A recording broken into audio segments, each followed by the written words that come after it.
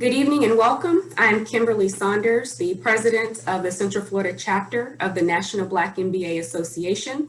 And on behalf of the association, I would like to welcome everyone to our first virtual panel series. I would also like to introduce our co-hosts for this evening, Tanisha Gary with the African American Chamber of Central Florida. Tanisha? Thank you, Kimberly. Good evening, everyone, and thank you all for joining us. As Kimberly said, my name is Tanisha Nungary, and I am the president of the African American Chamber of Commerce of Central Florida. We're happy to co-host tonight's workshop on a very important topic, navigating the SBA loan process along with PPP. We want to make sure as many of our Black businesses as possible are able to receive these funds. Today, I was in touch with the U.S. Black Chamber of Commerce, where I learned that there's approximately $130 billion left in funds to be received and given out. So again, thank you to Kimberly, thank you for Gary Moses and Iberia Bank for coming on tonight to provide this very critical information. And I'll turn it back over to Kimberly.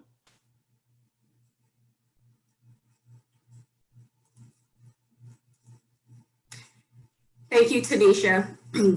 We also want to make sure that all questions are answered tonight. So we want to make sure that this is very, very interactive. Gary has a lot of information to provide to us, but also wants to make sure that the questions get answered appropriately. I'd now like to introduce our facilitator for this evening, Mr. Gary Moses. He is the branch manager and vice president with Iberia Bank. He is also a current board member for the Central Florida chapter of the National Black MBA Association. Please do, if you have any questions, please ask them in your chat box. You may type them or you may raise your hand and we will make sure that you are acknowledged so that you may get your question asked as well as answered. Thank you so much again for joining this evening. Gary, I'll turn it over to you. Thank you, Kimberly. Thank you, Tanisha, for giving me and this opportunity, this platform to present this very important topic to our group members. Tonight, we will be discussing the small business resources, the SBA COVID-19 PPP, which is the Payroll Protection Program. Again, as stated earlier, my name is Gary Moses. I am a vice president and a branch manager with Iberia Bank, and I come to you with a little over 25 years of finance background. I was a regional manager with RBC Bank, a market manager with PNC Bank, and again, currently a branch manager with Iberia Bank. So with that said, there's a lot of information to go through, and I don't want to belabor the point about me. Let's talk about the SBA, the available resources, where you are today. I will start by reiterating what Tanisha said. As of yesterday, there was $175 billion in available funds remaining out of the $310 billion. Tanisha gave the update, which will kind of give you an idea of how fast that money is going. There is approximately $140 billion left. I will tell you that one of the only reasons that that money is still available was the fact that 23 minutes after the website was launched last week, Monday, to start reapplying for round 2 of the PPP program, Payroll Protection Program, the website crashed. So that made it very difficult for the banks to submit bulk applications. Everyone had to scramble, everyone had to now do manual submissions, and we finally got it to the point where we can do 350 submissions per hour. And I truly believe, had the website been working fully, had it been fully functional, had it continued to be fully functional, if it were fully functional today, those funds would be exhausted. Good news for you, the funds are not exhausted. Better news for you, you still have an opportunity to apply for those funds. So one of the things, or the main thing I would like to do tonight is talk about the program, dispel any rumors or misconceptions that you may have heard, and really put it out there as far as what you can do if you are still seeking assistance, if you have already applied to a financial institution, have not heard anything, what you can do, and kind of give you some time frames as to what to look for.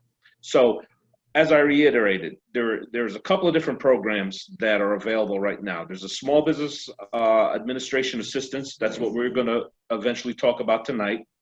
There's also an economic injury disaster loan that's also referred to as an EIDL loan. That is also currently in the second round.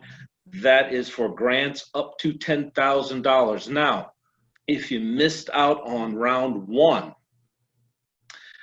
round two has a little bit of clarification and some guidelines. It's only for agricultural businesses. So if you have a business that's classified as an agricultural business, fantastic. You are able to go in and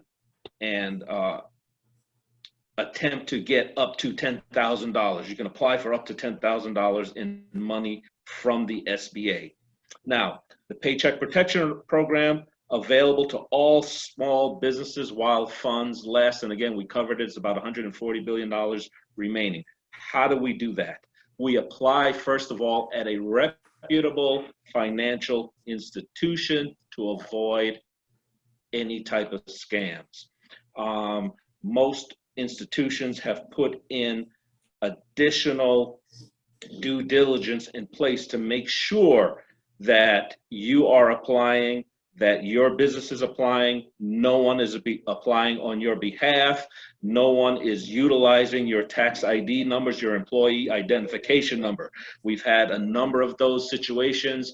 Luckily, we have caught them all, but I can't say that that is the same for everyone across the board. So being a smaller institution, we're able to do a little more due diligence on the part of our clients to make sure that their information is protected, that they are being represented correctly. So again, please apply at a reputable financial institution to avoid any types of scams. Now, we've had situations where I hear, and I've seen emails myself, well, I bank at one of the larger banks, one of the trillion-dollar banks. I'll call them the big three for lack of better words.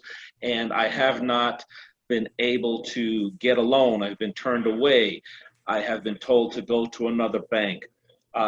Yes, I've heard that. I've seen that. I've seen clients come in. A lot of the smaller institutions have started to accept applications from non-bank clients. Of course, you have to become a bank client for us to proceed. That's very simple. We do our due diligence. We open up an account for you. Now you're a client. We process an application for you.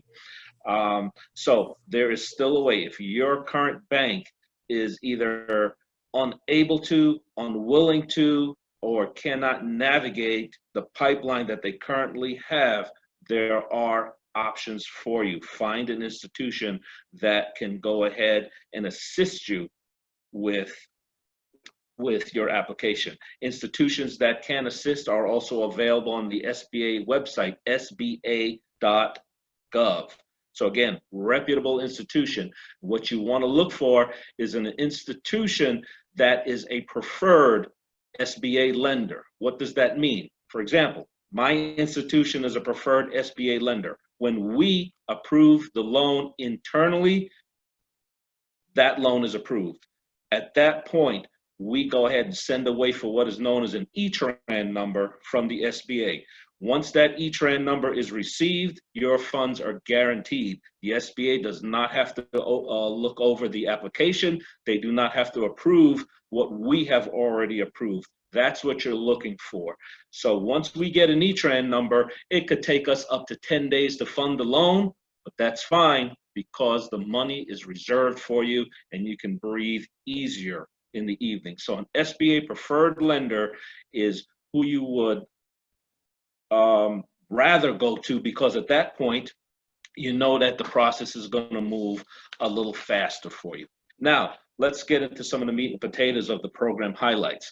The program is designed to assist small businesses in continuing to pay their workforce avoiding layoffs for at least 2.5 months. Now, we know that the economy is starting to open back up. Some like it, some don't like it. When this program was initially rolled out, it was designed to avoid the layoffs, to continue to put money into the hands of the employees. And the employers were even told, go ahead and let your employees stay home. You can continue to pay them. The federal government is going to fund you. But now the money is still flowing. People have the ability to pay rent. They have the ability to buy food. They can sustain themselves for an additional 2.5 months. And hopefully in that time period, the economy will start to come back. Now, the loan is a forgivable loan if all of the SBA guidelines are followed. What does that mean? Well, at the end of an audit period, if the guidelines are followed, the SBA will forgive the loan in its entirety. Now, there's a caveat. The final guidelines are pending. They have not officially come out yet. The only thing that we know about the guidelines at this point is that 75% of the loan proceeds must be used towards payroll. So you can't take 75% of those proceeds and go out and buy materials and equipment. It must be used for your payroll, and that will be audited. Now, what happens to the rest? Well, 25% of the proceeds can be used for rent, mortgage interest, and utilities. There's some other items in there, and again, you can get further clarification on the SBA.gov website, but those are the three main things: rent, mortgage interest, and utilities, up to 25%. If you go beyond 25%, let's say you use 100% of this loan for non-qualifying items, then it is not forgivable. It turns into an actual conventional loan at a 1% interest rate over 18 months. The 18 months starts 6 months after your initial approval. So you get a 6 months forbearance period that will allow for guidelines to come out, that will allow for you to meet the audit standards. So again, following an initial 6-month deferment period, there is an 18-month repayment period if the loan is not forgivable. My job, every banker's job, is to make sure two things: that the information that we put in allows the loan to be forgivable for you. We give you all the information for the loan to be forgivable. Number two, we have to protect the bank's assets. Of course, we have to protect the guarantee from the SBA. So we're looking for two things: make sure that the SBA guarantee is enforced for the bank, making sure that we do everything in our power to not damage or harm the forgivable portion of your loan. Next thing, what is needed? Everybody was a little confused or a lot confused in the weeks starting out. I will tell you that the program initially opened up April 5th. We continue to receive guidelines through April 9th.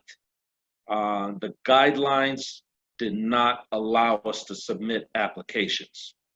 So right through that point, we every day I was on conference calls, sometimes twice a day, hearing something new. And with that said, I also heard a lot of misinformation. I actually heard on a national news channel that the SBA, the process is open on the morning of April 5th, and they have started to fund loans. Well, that was impossible. They could not fund loans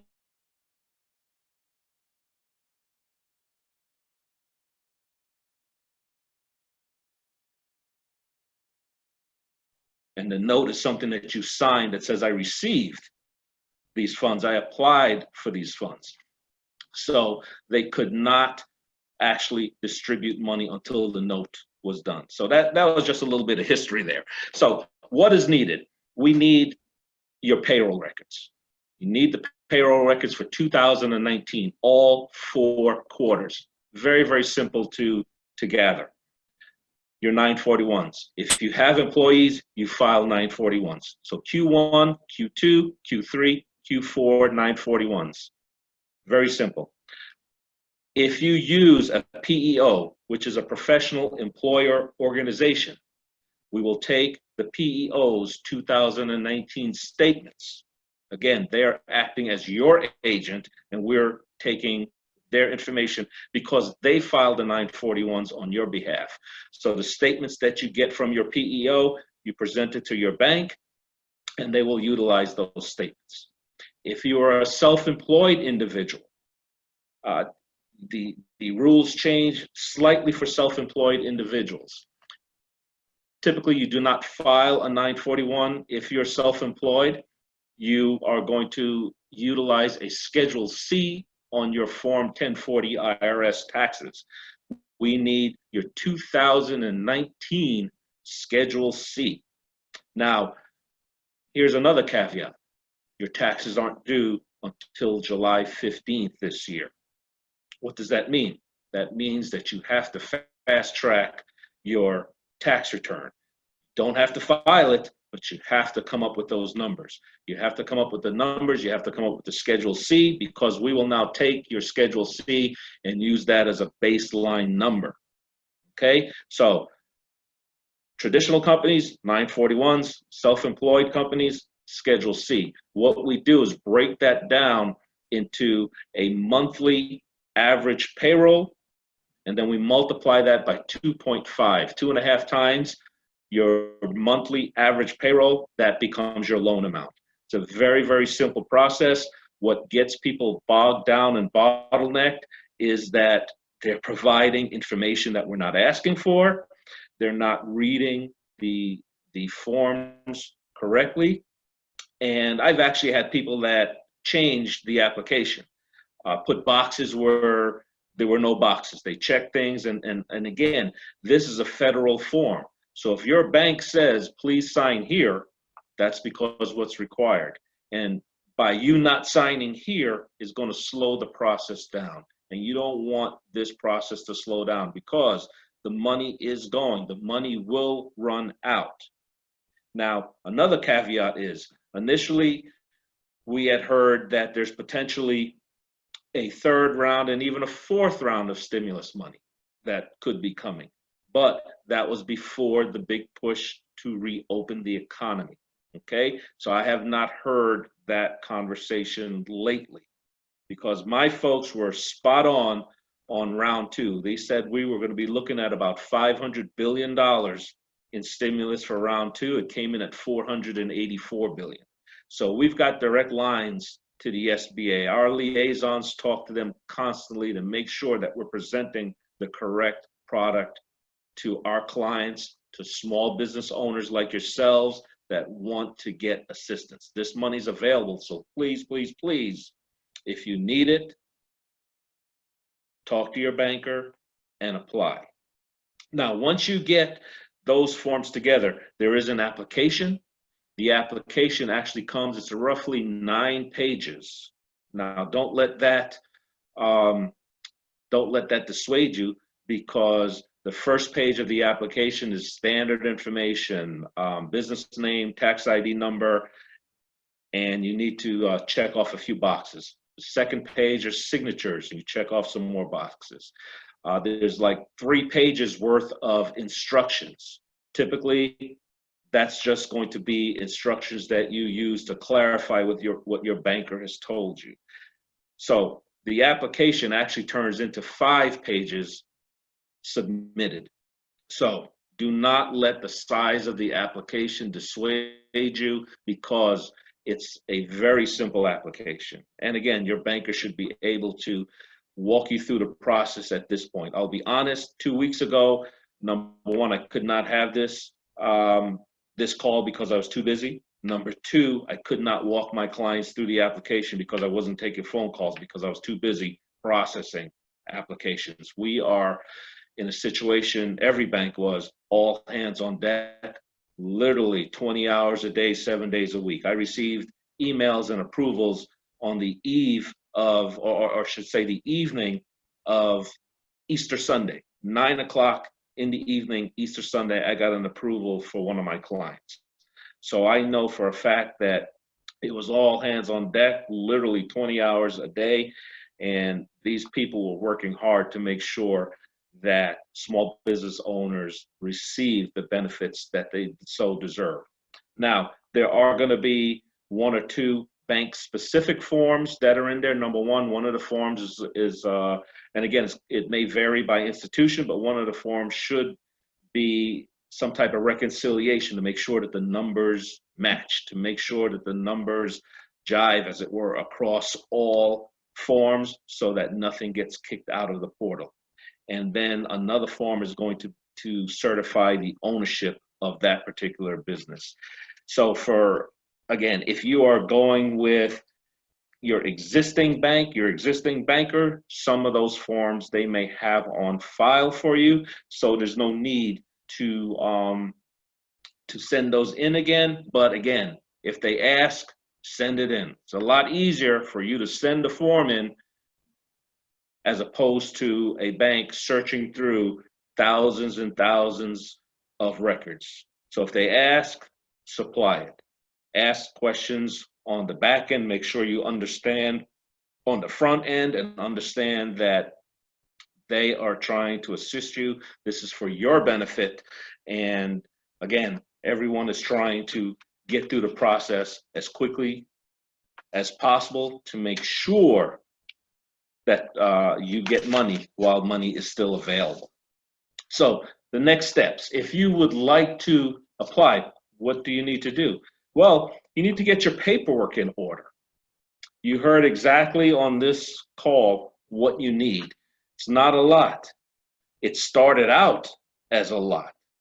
We were asking for tax returns. We were asking for, a slew of things. But as the guidelines became clearer and clearer, as we got more and more clarification, we were able to streamline the process, as with every other bank should have been able to streamline the process as well, and really submit only what is absolutely necessary.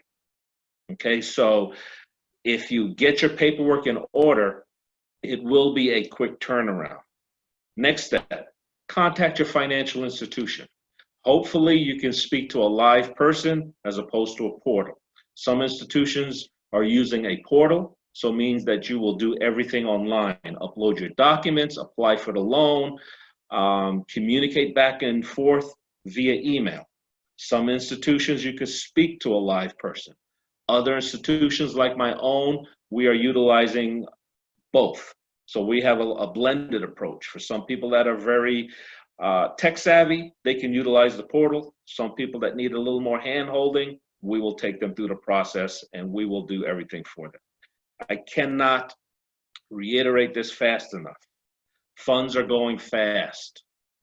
Please, if this is something that you need, if it's something that you want, if it's something that you need to keep your employees and your business afloat, funds are going fast, because we can wake up tomorrow morning and the SBA portal is fixed and banks can start submitting 5,000 applications at once in bulk, and the funds could be gone tomorrow. So if you hear nothing else, funds are going fast. If you have an interest, regardless of what you've heard in the past, the process is too long, the process is cumbersome, I don't have the time. Yes, you do have the time, because this is your business. And no one is going to invest in your business more than you. If you don't want to invest in your business, no one will do it for you, right? So funds are going fast. Please act now. The last thing is plan for the future. We hear so much about there's going to be a second wave. And I actually went home this afternoon after work, because we are on a shortened schedule here. And on my way back to the office, I noticed that it seemed like a normal rush hour at 5:30. And,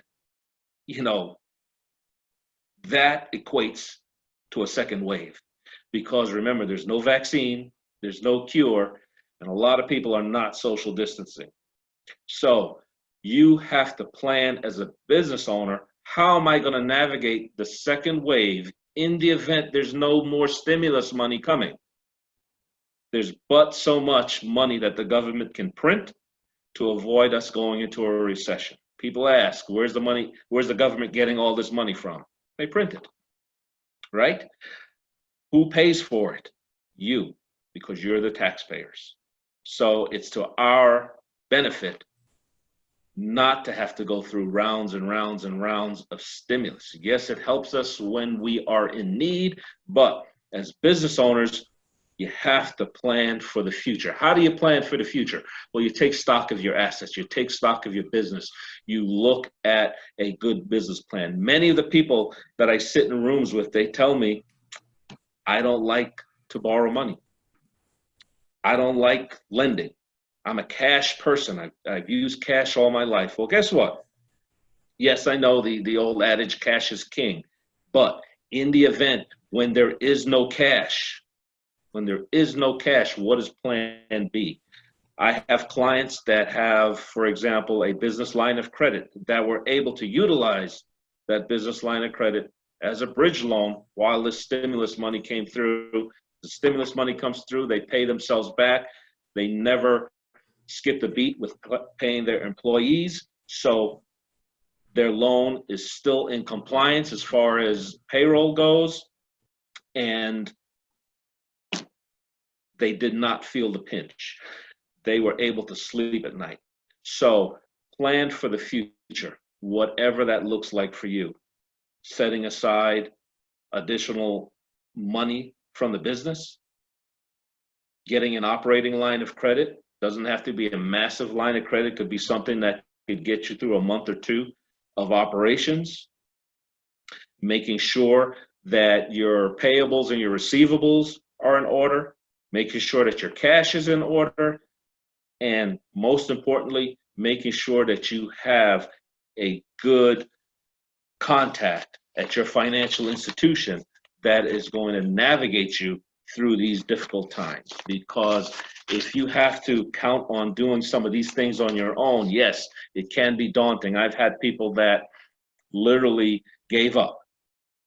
And again, in the banking industry right now, we are too busy to call on someone that has given up on the process and say, let me walk you through that process, because we went from taking applications to processing applications, and now we are closing those loans. It's going in a big wave. So everyone is still busy.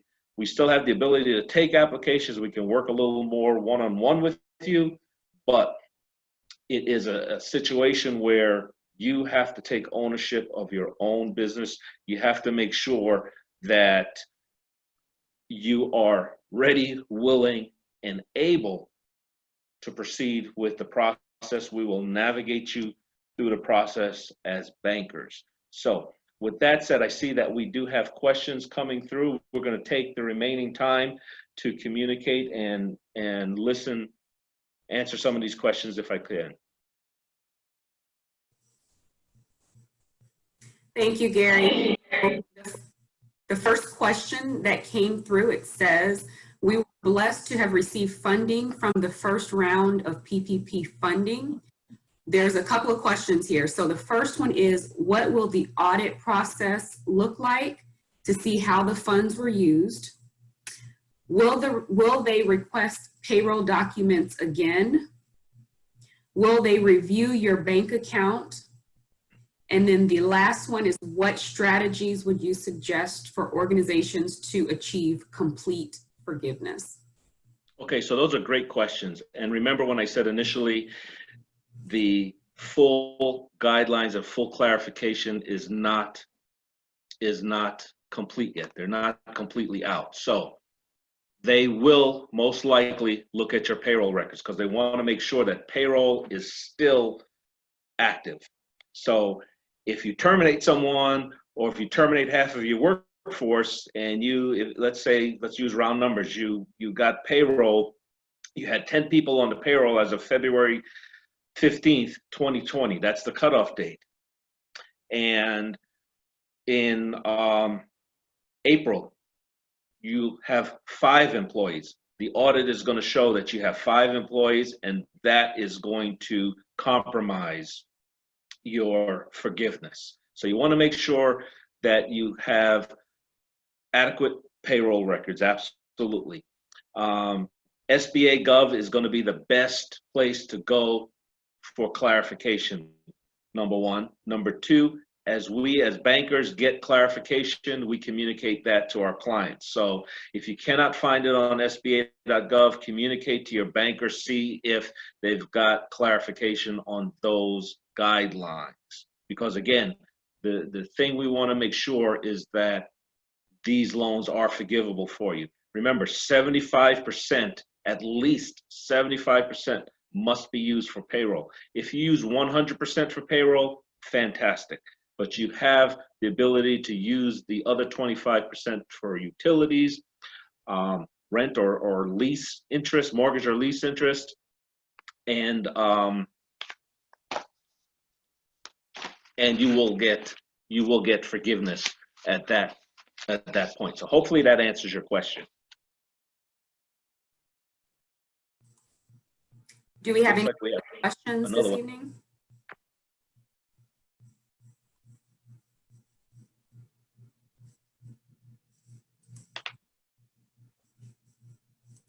Now, one other thing I did want to discuss, and it totally slipped my mind initially, and that, a lot of people were upset with the large corporations receiving these funds.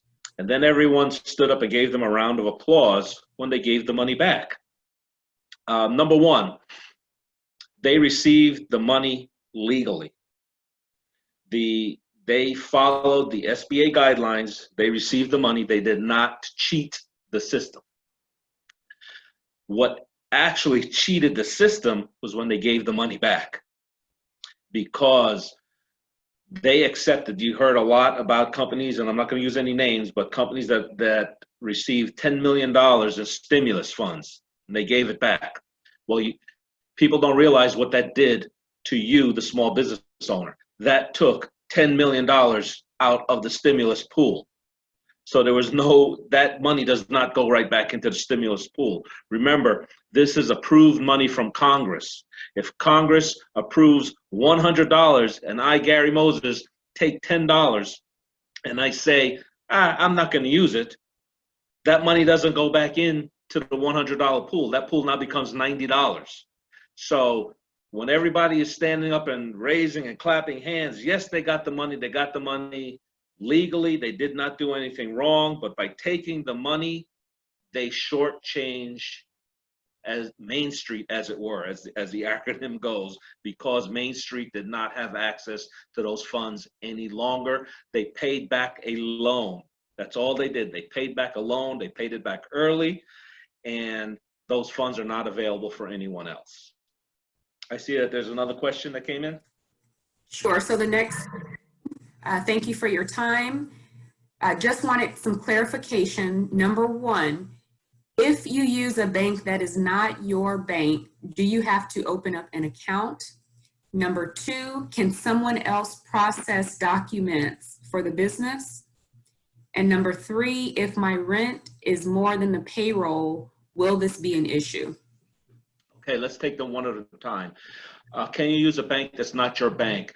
If they are accepting non-clients, yes, you will have. Yes, and yes, you will have to open an account, because that bank has to make you a client. It's a very quick process because they don't want to leave you in the lurch.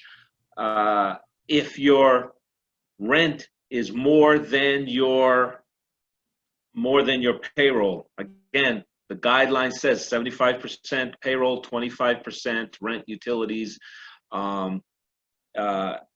lease and interest. So you would be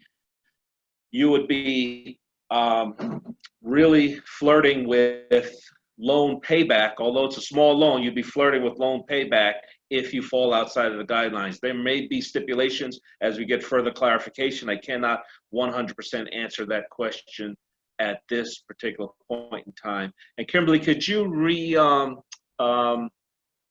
restate the second part of that question again, please? Sure.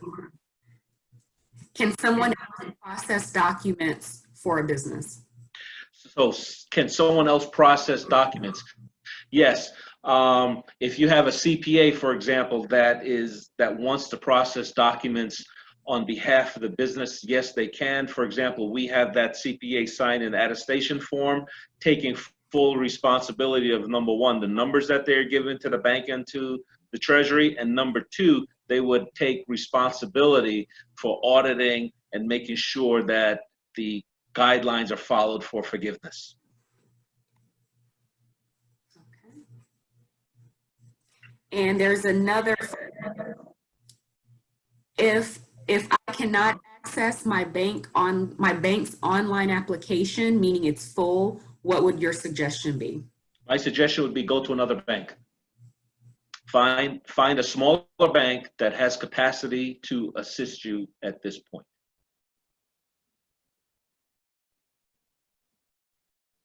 Now, as a follow-up to that, or as a caveat to that, there are people that have applied and they have not heard anything back from their bank. You have to exhaust all options when trying to find out information, because let's say you went to Bank A, they took an application for you and you don't have any information, you can't get a status. Now you come to me, Bank B, and I process an application for you and we get you approved through our underwriting, and now we submit the loan to SBA, again, looking for that E-Tran number, which is actually your SBA loan number and guarantees the funds. What will happen is it'll show duplicate application or E-Tran number already pulled. It will bottleneck the system. The biggest thing we don't want to happen is that a loan gets kicked out because applications were in more than one place, right? So we want to make sure that you actually either withdraw one loan, making sure that you're able to get from the other loan.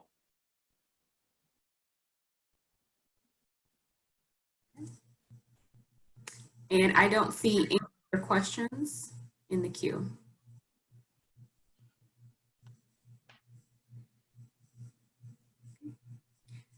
All right. Gary, do you have anything else for us before we close out? Like I said, the only thing I would recommend is to really make sure that if you need the money's still available, please go ahead and apply. And right now, for example, I'm receiving, I heard about a 6-hour turnaround from complete application to approval and loan number from the SBA. That is down from a week's turnaround 3 weeks ago. So that's, I don't know what that's attributed to. That could be attributed to frustration on people not applying any longer, the majority of our clients being helped, people, just giving up on the process. I don't know, but there is an outlet for people at this point in time. Please, please, please utilize those outlets. Funds are available. Folks in this chat room typically do not get the information that they need from a reputable source.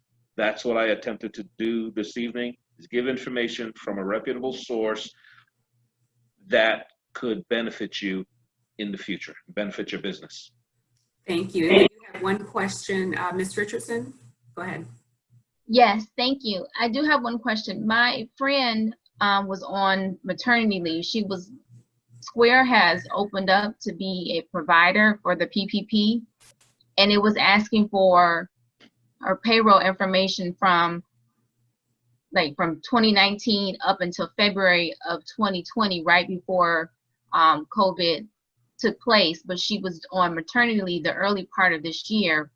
How would she navigate as far as the amount what she earned, because she's a hairstylist, but because she was on maternity leave the early part, the first quarter mostly of this year, her income would be different. How would that be calculated, or do you know how they would use that, or do you have any information regarding Square and how they process information? Well, Square is what's known as a fintech, a financial tech firm, and about 2 weeks ago, maybe a week and a half ago, the government opened up for fintechs to actually take applications for two reasons. Number one, they complained. Number two, the system was overwhelmed. So how would she look, or how would she process? Well, first of all, the payroll program is looking at 2019 payroll, right? So the number that, as far as the loan number that would be calculated, is going to be based on her 2019 payroll. The portion that she was on maternity, she would have to prove her maternity leave, because what they're looking for is, was payroll active and being distributed? Okay, so maternity does not exclude you, should not exclude you, I should say, from receiving your stimulus. Okay, thank you. She was just You're trying to figure out how, so the financial part will be calculated for 2019, even though Correct. they were asking for up until the 2020. Okay, thank you. Yes, because we ask for 2020, because let's say, for example, you had 100 employees in 2019, and all of a sudden you downsize due to no relation to COVID-19. You downsized in September. Now you have 20 employees. Well, your average payroll for 2019 is going to be far greater than what your payroll for 2020 would be. So we want to make sure that there's consistency across the board. We want to make sure that you are paying those 100 employees through February 15 of 2020. So that's why they're asking for the 2020 payroll. Okay, thank you. You're welcome. Are there any other questions? Okay. Thank you so much, Gary, for the information, and thank you to all of those that were able to make it on the call. We hope that you will continue to follow us. Our chapter, this is the first of several virtual series that we will have. The Central Florida chapter of the National Black MBA Association. We are on LinkedIn, Facebook, as well as Instagram, and our website is www.cflblackmba.org. If you have any further questions after we close this evening, please feel free to email us at info@cflblackmba.org. Thank you so much to our co-hosts, Tanisha Gary and the African American Chamber of Central Florida. Please continue to be safe out there, and we will see you soon. Thank you so much.